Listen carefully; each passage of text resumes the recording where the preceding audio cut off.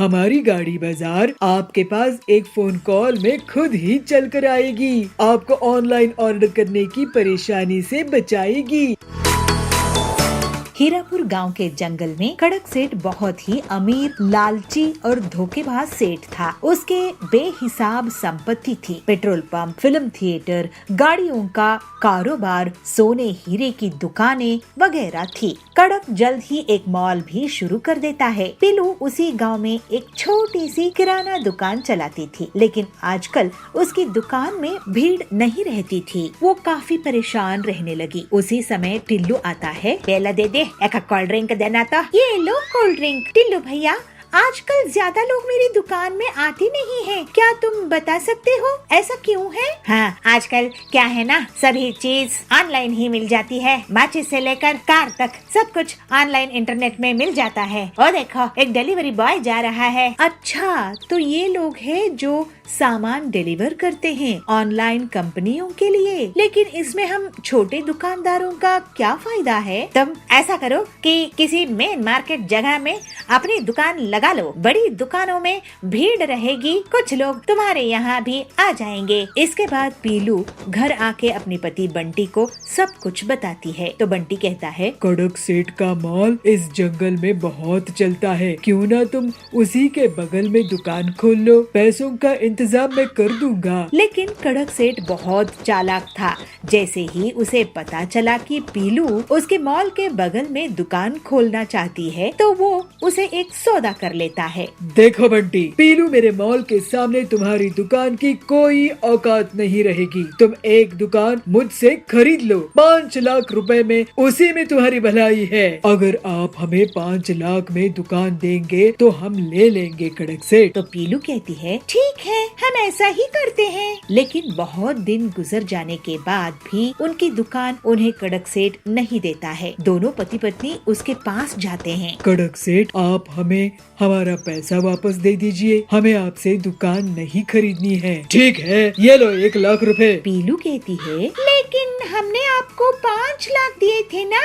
तो कड़क कहता है, तो मैंने कहा है क्या बुकिंग कैंसिल कराने के लिए? अब बुकिंग करोगे तो 10 लाख लूंगा। चलो भागो यहाँ से, नहीं तो ये भी नहीं दूंगा। दोनों पति पत्नी दुखी मन से घर आते हैं। तो पीलू कहती है, अब हम क्या करेंगे जी, हमारी पूरी संपत्ति खर्च हो गई है। मुझे सोचने दो, कोई न कोई रास्ता तो निकलना होगा। फिर बंटी अपने दोस्त हरिया के पास जाता है। वो एक ऑटो मैकेनिक था। उसके पास एक पुरानी गाड़ी थी। बंटी अपने दोस्त से पूरी बात कहता है और हरिया उसे उस गाड़ी का उपयोग बताकर एक आइडिया देता है। बंटी बहुत खुश हो जाता है। वो घर आकर पीलू को अपना प्लान बताता है। तो पीलू कहती है, ये तो वाकई बहुत अच्छा प्लान है। अगले दिन बंटी गाड़ी में पूरी किराना दुकान सजाकर निकलता है। लोग बड़ी हैरानी के साथ उसे देखते हैं। तभी जाबाज कहता है, अरे ऐसे सुपर मार्केट तो मैंने पहले कभी नहीं देखा। तो बबली कहता है, वाह वाह बंटी भैया,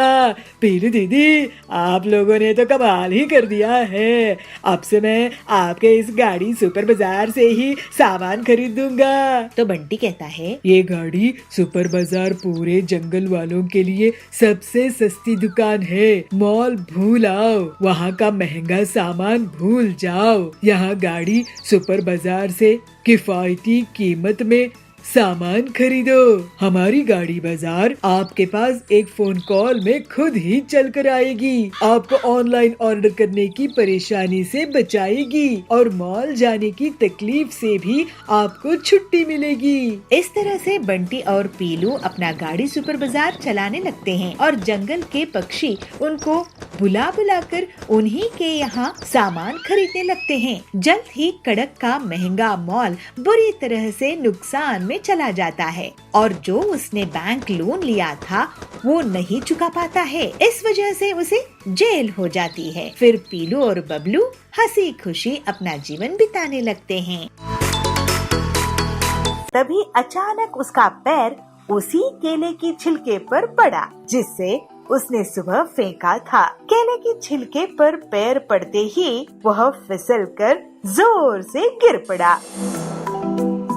एक शहर में लालू नाम का एक आदमी रहता था। वह खाने पीने का बड़ा ही शौकीन था। दिन भर में वो बहुत सी चीजें खाया करता, मगर जो कुछ भी वह खाता उसका छिलका या पेपर या पॉलीथीन का बैग सबको सड़क पे यूं ही फेंक देता। वह इस बात का ध्यान नहीं रखता था कि उसके ऐसे करने से आसपास का इलाका गंदा हो जाएगा और केले के छिलके को इधर उधर फेंकने से कोई भी गिर सकता है। अरे मैं तो मस्त मौला हूँ, मैं खाऊंगा, मैं फेंकूंगा। तुम्हें अगर ये गंदा लगता है तो तुम साफ कर लो। ऐसे कहते हुए अपनी आदत को तो वो नहीं बदला। एक दिन लालू ऐसे करता हुआ देख एक छोटी बच्ची ने उसे रोक लिया और उससे कहा, अरे अंकल, आप यह केले के छिलकों को ऐसे क्यों फेंक रहे हो? सड़क पर इससे कोई फिसल कर गिर सकता है और इससे हमारा आसपास का जगह भी गंदा हो जाता है। हमें कचरा कूड़ेदान में फेंकना चाहिए, है ना? क्या आपको स्कूल में यह सब नहीं सिखाया? ऐसे पूछती है। लालू राम ने उस बच्ची पर ध्यान नहीं दिया, बल्कि उल्टा उसके साथ मजाक करने लगा। अरे बच्चे, मैं तो कभी स्कूल ही नहीं गया। लालू हंस हंस कर वहाँ से चल पड़ा। लेकिन जब वह शाम को अपने घर की ओर वापस लौट रहा था, तब वही बच्ची पास में अपने दोस्तों के साथ खेल रही थी। लालू उस बच्ची को देख रहा था। उसे देखकर लालू मुस्कुरा रहा था कि तभी अचानक उसका पैर उसी केले की छिलके पर पड़ा जिससे उसने सुबह फेंका था। केले के छिलके पर पैर पड़ते ही वह फिसलकर जोर से गिर पड़ा। अरे मैं तो गिर गया, कोई तो बचाओ, कोई तो उठाओ, हाय मेरी कमर। कहते हुए दर्द से बिलबिलाता रहा। उसको देख आसपास के सारे बच्चे उस पर हंसने लगे। तब उस बच्ची उसके पास वापस आकर कहती है, क्यों अंकल, मैंने कहा था ना कि कूड़ा कचरा कूड़ेदान में फेंकना चाहिए। अब तो आपको समझ में आई। तब लालू हाय तौबा करते हुए, अरे क्या ये तुम्हारी शैतानी है? क्या तुमने ये छिलका यहाँ फेंका था? ऐसे कहते हुए गुस्सा करता है, मगर वो बच्ची कहती है, अरे अंकल, सुबह आपने ही फेंका था, आपका फेंका हुआ है ये केले का छिलका। केले के छिलके ने आखिर आपको सबक सिखाया ना। कहते हुए उसको हाथ देकर सब बच्चों की सहारे उसको उठाते हैं और पानी पिलाते हैं और सब बच्चे मिलकर उसको समझाते हैं कि अंकल देखो, हमारे स्कूल में तो सिखाया है, अगर आप स्कूल नहीं गए हो तो हमसे सीखो। जो भी कचरा है, कूड़ा है, उसको कूड़ेदान में फेंकना चाहिए और हमारे आसपास और इर्द गिर्द के प्रदेश को हमें खुद साफ सुथरा रखना चाहिए। इतना ही नहीं अंकल, और भी है। सूखा कचरा, गीला कचरा अलग अलग डालने से सरकार उससे गोबर बनाएगी। हाँ अंकल, उसको रिसाइकिल करेगी। अब तो समझ में आई ना। लालू को अपने किए पर बच्चों की बात सुन के बहुत शर्मिंदगी होती है और लालू कहता है, हाँ हाँ बेटा, अब तो अच्छे से समझ में आ गई। अब के बाद ना मैं कचरा फेंकूंगा और ना फेंकने दूंगा। ऐसे लालू अपनी गलती की एहसास करते हुए कचरा न करने का प्रण लेता है और उसके बाद बिल्कुल जैसे बच्चों ने समझाया था, सूखा कचरा और गीला कचरा अलग अलग करके साफ सफाई की ध्यान रखता है। सिमी को सिर से पैर तक देखती है और मुस्कुराते हुए कहती है, हाँ हाँ सिमी, क्यों नहीं, तुम्हें कैसी कहानियाँ पसंद है बताओ तो। गंगापुर नगर में सिमी नाम की एक छोटी सी लड़की रहती थी। उसे कहानियाँ सुनना बहुत पसंद था, मगर सिमी को कहानियाँ सुनाने के लिए किसी के पास टाइम नहीं था। सिमी माँ से कहानी सुनाने के लिए कहा तो माँ ने कहा, अरे सिमी, तुम तो जानती हो मेरे पास कितना काम है, ये सब काम कौन निपटाएगा। तो सिमी पापा के पास जाती है, पापा को कहानी सुनाने के लिए कहती है। अरे सिमी बेटा, मैं तो ऑफिस की फाइल्स देख रहा हूँ। सिमी दोनों की बातें बातें सुन के बहुत परेशान होती है और उदास भी होती है। अरे मैं किसके पास जाके कहानी सुनूंगी, मम्मी पापा तो हमेशा काम में बिजी रहते हैं। तो सिमी दौड़ दौड़ के अपने भाई के पास पहुंचती है, भाई को भी बोलती है कहानी सुनाने के लिए। तो भाई कहता है, सिम्मी मुझे पढ़ाई करनी है, तुम भी जाके पढ़ो, कहानी के पीछे क्यों पड़ी हो। तो सिमी के मुंह पे फिर से उदासी छा जाती है, मगर सिमी हार नहीं मानी, पड़ोस में जाके पहुंच जाती है। पड़ोसी की आंटी को कहती है कहानी सुनाने के लिए। तो पड़ोस की आंटी कहती है, अरे मुझे कुछ काम धंधा नहीं है क्या? मैं अभी बाजार जा रही हूँ, अभी नहीं। सबकी ना सुनते सुनते सिमी थक के घर आ जाती है और तय करती है, अरे इन सब के पास टाइम नहीं है तो क्या हुआ, मैं कल जाके टीचर से पूछूंगी। ऐसे सोच के खाना खा के सो जाती है और सुबह स्कूल पहुंचती है तो टीचर से कहती है कहानी सुनाने के लिए। तब टीचर ने कहा, नहीं, अभी नहीं, पहले हम हिस्ट्री की लेसन खत्म करते हैं, बाद में टाइम मिला तो देखा जाएगा। तो सिमी फिर उदास चेहरे से आके अपने बेंच पे बैठ जाती है। सिमी जिस किसी को भी कहानियाँ सुनाने की मांग कर रही थी, उनके पास कहानियाँ सुनाने के लिए कोई टाइम ही नहीं था। एक दिन आशा दीदी सिमी के स्कूल आती है। आशा दीदी टीचर भी नहीं थी और वो पढ़ती भी नहीं थी। वे उस स्कूल में पढ़ने वाले बच्चों से बड़ी थी, मगर टीचर से छोटी थी। आशा दीदी दिखने में बहुत सुंदर थी, दुबली पतली सी है तो भी उसकी चेहरे पे एक अजीब सा मुस्कान था। आशा दीदी रोज स्कूल आने लगी और बच्चे और टीचर की दोस्त बन गई। तो सिमी की मन में ये ख्याल आता है, अरे मैं आशा दीदी को कह के कहानी सुन सकती हूँ। मगर सिमी के मन में थोड़ी सी हिचकिचाहट थी कि कैसे पूछे। तो वो एक दिन धीरे से आशा दीदी के पास जाती है। आशा दीदी, क्या आपके पास थोड़ा समय मेरे लिए है? क्या आप मुझे कहानी सुनाएंगी? तो आशा दीदी सिमी को सर से पैर तक देखती है और मुस्कुराते हुए कहती है, हाँ हाँ सिमी, क्यों नहीं, तुम्हें कैसी कहानियाँ पसंद है बताओ तो। सिमी को इससे पहले ऐसे कोई प्यार से बात नहीं किया कहानियों के बारे में।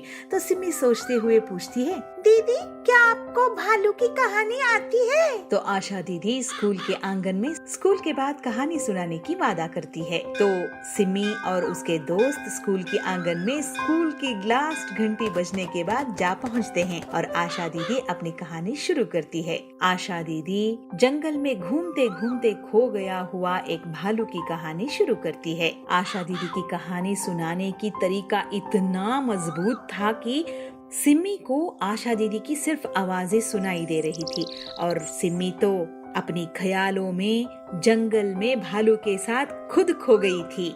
आशा दीदी की कहानी सुनाने की तरीका इतना आकर्षक था कि आसपास खेलने वाले सिमी के सारे दोस्त भी आशा दीदी के फैन बन गए और वो भी कहानी सुनने के लिए आ पहुँचे। ऐसे ही कहानियों का सिलसिला हर दिन चलता रहा। बड़े बड़े तरबूजों को देखकर पूरा परिवार बहुत खुश होता है और उन्हें टिल्लू बाजार में बेचने लगता है। तरबूज बेचने से टिल्लू की बहुत अच्छी कमाई होती है। एक जंगल में पीलू चिड़िया अपने पिता टिल्लू और अपनी माँ बबली के साथ रहा करती थी। टिल्लू खेती करके अपने परिवार का भरण पोषण करता था। मुखिया रहा करता था जो पक्षियों की जमीन को जबरदस्ती हड़प लिया करता था और जो भी पक्षी उसका विरोध करते वो उसे मरवा देता था। एक दिन टिल्लू अपने खेत में काम कर रहा था, तभी मुखिया टिल्लू के खेत पर पहुंचता है। मुखिया के साथ उसके कुछ गुंडे भी रहते हैं। अरे टिल्लू, ये खेत तू मेरे नाम कर दे, उसके बदले में मैं तेरा पूरा कर्ज माफ कर दूंगा। टिल्लू कहता है, कैसा कर्ज मुखिया जी, मैंने तो आज तक आपसे कोई कर्ज लिया ही नहीं। इस पर मुखिया उसे धमकाते हुए कहता है, अच्छा तूने मुझसे कर्ज नहीं लिया, ये देख कागजात, इस कागजात में तूने मुझसे पूरे 2 लाख रुपए उधार लिए हैं और इसमें तेरा अंगूठे का निशान भी है और अब तो ब्याज मिलाकर ये पूरे 4 लाख रुपए हो गए हैं। टिल्लू ये सब देखकर बहुत डर जाता है। वो गिड़गिड़ाते हुए कहता है, मालिक आप ये सब मत कीजिए, अगर आप मेरी जमीन ले लेंगे तो मेरा परिवार भूखा मर जाएगा। देख टिल्लू, मैं तुझे अभी बहुत अच्छे से समझा रहा हूँ, अगर तू मेरी बात नहीं माना तो फिर तू जानता है अंजाम क्या होगा। इन गुंडों को देख रहा है ना, ये तुझे ऊपर पहुंचा देंगे। इस तरह डराने धमकाने से टिल्लू मुखिया का सामना नहीं कर पाता है और वो डर के मारे उसको अपना खेत दे देता है। टिल्लू उदास मन से घर आता है। बबली उसे कहती है, क्या बात है जी, आज आपकी तबीयत ठीक नहीं लग रही है। अरे बबली, सब बर्बाद हो गया। आज मुखिया खेत पर आए थे, उन्होंने फर्जी कागजात बनाए कि मैंने उनसे कर्ज लिया था, जबकि मैंने उनसे कोई भी कर्ज नहीं लिया था। अब डरा धमकाकर उन्होंने मेरी जमीन हड़प ली है। पीलू अपने पिता से कहती है, पिताजी आप मेरे साथ मुखिया के घर चलिए, मैं उससे अपना खेत वापस लेके ही आऊंगी। फिर टिल्लू पीलू के साथ मुखिया के घर चला जाता है। पीलू गुस्से में मुखिया से कहती है, बदमाश मुखिया जी, आपकी हिम्मत कैसे हुई मेरे पिताजी से खेत हड़पने की, अब उसे तुरंत वापस कीजिए। मुखिया कहता है, अरे टिल्लू, तेरी बेटी तो बहुत सुंदर दिखती है, गुस्से में तो ये और भी अच्छी लगती है। एक काम कर, तू मेरी इससे शादी करा दे, फिर तुझे तेरा खेत वापस मिल जाएगा। टिल्लू अपनी बेटी से कहता है, देखा बेटी, ये कितना बदतमीज है, ये बदमाश है, इसके मुंह मत लग, चल मैं किसी और के खेत में काम करके अपना घर संभाल लूंगा। इस तरह कुछ दिन बीत जाते हैं। फिर टिल्लू हरिया तोता के खेत में काम करने लगता है।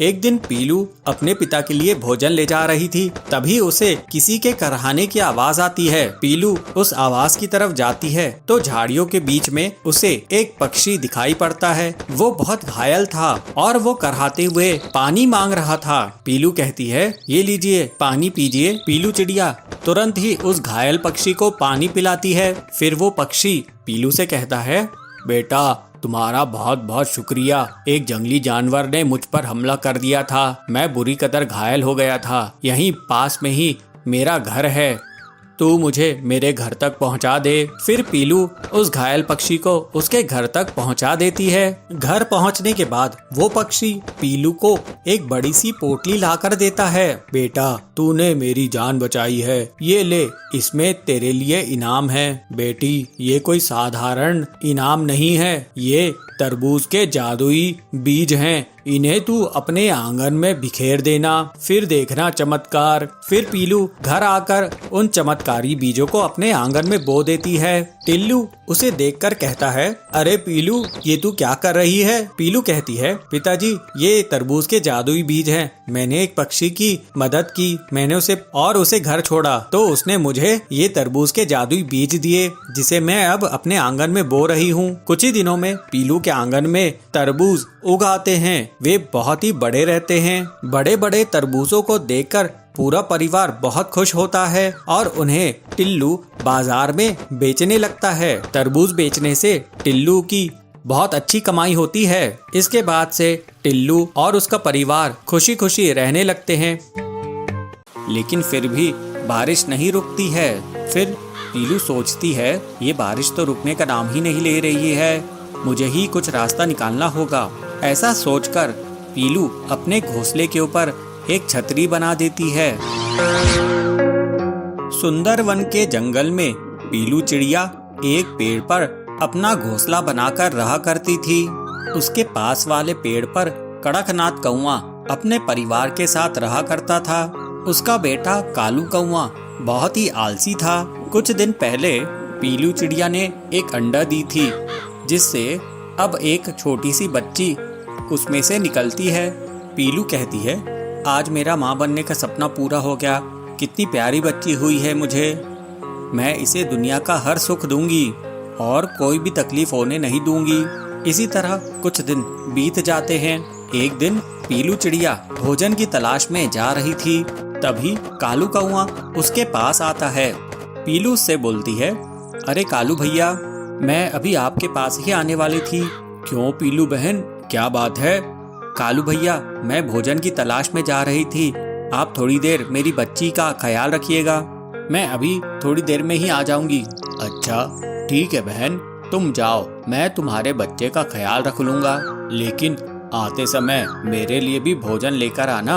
आप चिंता मत कीजिए, मैं आपका भी भोजन लेती आऊंगी। इतना कहकर पीलू वहाँ से चली जाती है। कालू उस बच्ची की देखभाल करने लगता है। थोड़ी देर बाद पीलू भोजन लेके घर आती है। घर पहुंचकर पीलू कालू से कहती है, कालू भैया बहुत बहुत धन्यवाद, आपने मेरी बच्ची का ख्याल रखा, ये लीजिए, मैं आपके लिए भी भोजन लेकर आई हूँ। ठीक है पीलू बहन, अब तुम अपनी बच्ची का ख्याल रखो, मैं अपने घर जा रहा हूँ। इस तरह पीलू चिड़िया रोज रोज भोजन लेकर आती और कालू बैठा बैठा ही खाता रहता है। ऐसा करते करते बहुत महीने गुजर जाते हैं और बारिश का मौसम आ जाता है। पीलू चिड़िया अपनी बच्ची को देखते हुए कहती है, मैं इस बारिश से अपनी बच्ची को कैसे बचाऊं? मेरी बेटी इस बारिश में भीग रही है। मैं कालू के पास जाकर मदद मांगती हूँ, शायद कालू मेरी कोई मदद कर सके। ऐसा सोचकर पीलू कालू के पास जाती है। पीलू दुखी होकर कालू से कहती है, भैया इस बारिश में मेरा घोंसला पूरी तरह से भीग गया है, क्या आप थोड़ी देर के लिए मुझे अपने घोंसले में रहने दे सकते हो? मैं अपनी बेटी को साथ लाई हूँ। कालू कहता है, देखो पीलू बहन, मेरे घोंसले में इतनी जगह नहीं है कि मैं तुम दोनों को इसमें साथ रख सकूं। तुम कोई दूसरी जगह देख लो। पीलू चिड़िया बहुत दुखी होकर वहाँ से चली जाती है। बारिश बहुत तेज हो रही थी। तभी पीलू को एक पेड़ में बहुत बड़ा सा सुराख दिखाई देता है। पीलू अपनी बेटी के साथ सुराख में चली जाती है। ऐसे ही सुबह हो जाती है, लेकिन फिर भी बारिश नहीं रुकती है। फिर पीलू सोचती है, ये बारिश तो रुकने का नाम ही नहीं ले रही है, मुझे ही कुछ रास्ता निकालना होगा। ऐसा सोचकर पीलू अपने घोंसले के ऊपर एक छतरी बना देती है। ये देखकर कालू सोचता है, अरे ये पीलू चिड़िया तो बहुत ही चालाक निकली, इसने तो अपने घोंसले को छाते से ढक लिया है। मौका देखकर मैं ये छाता चुरा लूंगा और अपने घोंसले में लगा लूंगा। तब कालू कौवा उसके घोंसले में आकर छाते को चुरा लेता है। कालू उस छाते को अपने घोंसले में लगा रहा होता है, तभी वहाँ पर बाज आ जाता है और उसे धमकाते हुए कहता है, ए कालू, तू पीलू चिड़िया का छाता चुराता है, तेरे को शर्म नहीं आती?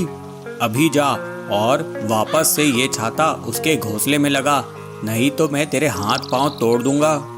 बाज के डर से कालू कौवा फिर से पीलू चिड़िया के घर के ऊपर छाता लगा देता है। इस तरह से पीलू चिड़िया अपनी बच्ची के साथ खुशी खुशी रहने लगती है।